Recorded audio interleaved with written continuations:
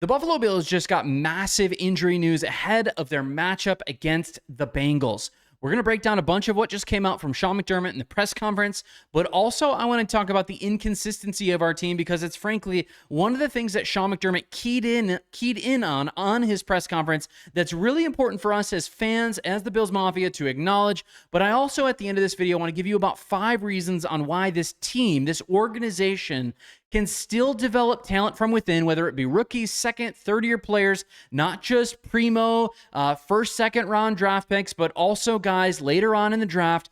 There's a lot to be excited around the Buffalo Bills, but before we get into it, again, my name is Colin. This is Crack the Table. We're all Bills No Breaks, breaking down Buffalo Bills content every single day. Can I just pause and humbly thank you? If you're subscribed to this channel, if you're watching these videos, if you're dropping a like, or if you're dropping a comment each and every day, thank you. I appreciate you. We are 3,000 plus strong right now. In about 3 months, we're growing pretty fast. It's a blessing to me. It's a blessing to my family. And just broadly, humbly, again, thank you. But if you're watching this video right now and you are not yet subscribed to this community, I'm just going to welcome you in every single day. We're having conversations down in the comments around the Buffalo Bills. Join our community. Again, my name is Colin, and it's my privilege every single day to bring these videos, to bring this content, just trying to have hot off the press news for you, Bills Mafia, every single day. But let's get right into it. The thing that Sean McDermott talked about in his press conference that stuck out to me, yes, okay, we've got to talk about the Joey Bosa news. That's big news as well. But the thing that he was talking about was this quote. You can see it on the screen from Twitter. "I do not think that we can afford to be inconsistent. Not now. Our backs are up against the wall. There's no time for that right now. We've got to go." Sean McDermott knows that we're about to play a Bengals team that for some reason has having a massive resurgence. This Bengals team is one loss away from shutting it down, and you know what? They took the win this last week. I believe they're 4-8 now. They just got Joe Burrow back. T. Higgins is going to be coming off, I believe, a concussion. They're going to have both of their receivers back. They're going to have a ground game in Chase Brown that's going to be functioning pretty well. And we just lost Joey Bosa, and we'll talk about him. He's week to week, but we just lost him for probably this upcoming week. There's some other injuries with even Josh Palmer that's not looking good, but he is acknowledging in the press conference that we have been inconsistent, right? We've lost 4 out of the last 8 games. Not good. That's not a great place to be, but you know what? We're still in the playoff run. We're still in the playoff hunt, rather, and there's every opportunity before us. We've just got to seize the moment and the opportunity.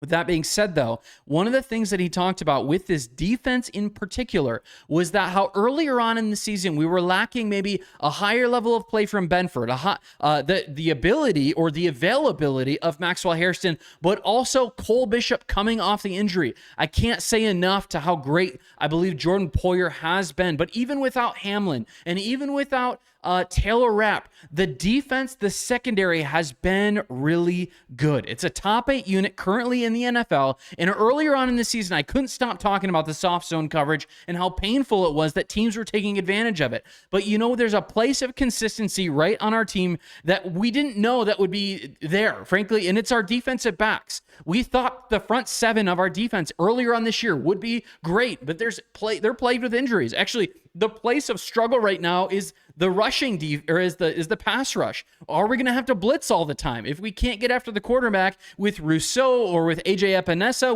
with again Joey Bosa, we're going to have to really change some things up. But you know what? The thing that Sean McDermott, in all of the injuries and all the inconsistencies of the roster, has talked about was that we have our backs up against the wall and there is a need for us to play consistently, and I just appreciate it. He's clear, he's to the point. But going on, another player that we got to talk about again is Joey Bosa. He said a week-to-week statement could be interpreted as 1 to 2 weeks. Maybe he's ready for next week. He isn't necessarily indicating that that's the case. He said, I'm hopeful for that, but he doesn't think that's necessarily what the case is going to be with Joey Bosa. He has been absolutely integral to our team and its success. He has caused 5 forced fumbles for Joey Bosa this season already. But again, when you look at the week-to-week tag, you hope it's not 3 to 6 weeks. You hope it's 1 to 2 weeks at most. Again, going forward, though, there's some other injury news. Joey Bosa, week-to-week. Josh Palmer, who I'll talk about more in just a moment. But also, Terrell Bernard will not practice today. But some positive news in the regards to injuries is that Deion Dawkins remains in concussion protocol, but most likely will be exiting that in the next day or so. Spencer Brown, Dalton Kincaid will be practicing, though they will be limited. I thought Dalton Kincaid was going to play last week, but I do believe, I'm more confident that he will be ready and he will play this week, which is going to be great against the Bengals. Now, to talk about Josh Palmer a little bit more, again, Sean McDermott says that Josh Palmer is not in a great place right now regarding his ankle injury that he sustained in practice. Palmer missed the Steelers game. He's played just 8 of 12 possible games this season. Again, he's really struggled. This is not good. He was supposed to be healthy coming back along with Kincaid this last week, and our passing offense was supposed to do the work. But the positive news is that we do not need a passing game with receivers to win games, because we have a rushing guy, an incredible running back in James Cook. Not only James Cook right now, but it's Ray Davis excelling as well. Ray Davis looks like he's gotten his legs back, but James Cook has 1,464 all-purpose yards, and when we go into a matchup against the Bengals, that is going to be essential. When we look at even the way that the Bengals are structured, the Bengals defense ranks 31st in the entire NFL in rush defense, 153 per game allowed, which means, again, it's going to be another James Cook game. Again, there's more as this guy tweets. The Bengals are also dead last in yards allowed per game, 256. And so the question is, can Josh Allen really take advantage of this? Can Josh Allen actually find some open receivers? Again, this is going to be a game where there's going to be a lot of points scored. Can the defense with Shaq Thompson now wearing the green dot, assuming Terrell Bernard is out for a couple more weeks, can he actually really shore up the run game? Can we stop Joe Burrow? Can our pass defense with Hairston, with Benford, with even some of these other guys, really stop the passing game? This is a really big test for us, especially for a Bengals team that they, maybe even more than us right now, have their backs against the wall for they're a playoff hopeful team. Even though they're 4-8, it's far-fetched, it's crazy, it's probably not happening, but it's still a reality, and they are playing to win the game. But a couple other things today in this video that I want to cover. First and foremost, one of the things with our offense that I'm really excited about is the fact that we are still garnering big plays. And a couple big play stats here is that we have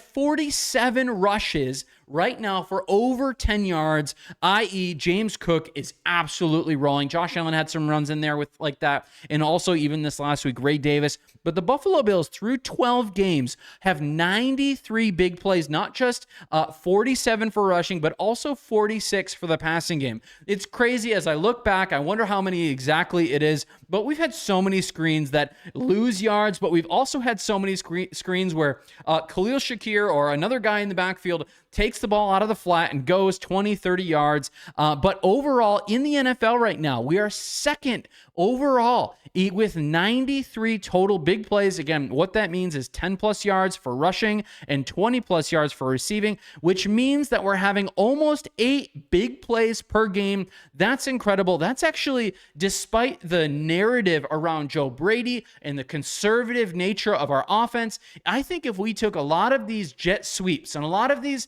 just really bad screenplays out of the mix, we would be having a different conversation around Joe Brady, because there has been a lot of plays where we've just had negative yardage from our offense. But you know what? They have been explosive, and I don't want us to lose that context, especially as we look at the rest of the offense and the rest of the season. Joe Brady, as a father of a girl, is 1-0. He's excited. He's on a new path. A couple other things here. I want to talk a little bit about this guy again, Tyrell Shavers. I'll let this play in the background. You can watch it, but watch him blocking. He's number 14. This is against the Steelers this last week.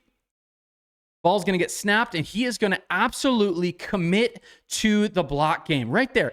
James Cook gets a big run, but off of the back of a receiver who a couple years ago wasn't deemed to be this big contributing factor to our team, just maybe a couple plays here and there. But Tyrell Shavers has, I believe he led the receivers this last game in snap count out of all the receivers on our team, and he 1,464 all-purpose yards for James Cook this season. Tyrell Shavers, underrated asset for our team, being developed by our offensive coaching staff, which is very good to see. But also, more than that, again, Christian Benford being AFC Defensive Player of the Week. Earlier on in the season, there was some negative talk around Christian Benford, and I think some of that was the inconsistency of communication, maybe coming on the back end from Taylor Rapp, and even having Cole Bishop still being an ascending second-year player. But Christian Benford, Max Harrison, and even to some extent Trey White, if we can be honest with ourselves, has been doing okay as of late. Now, not perfect, but still,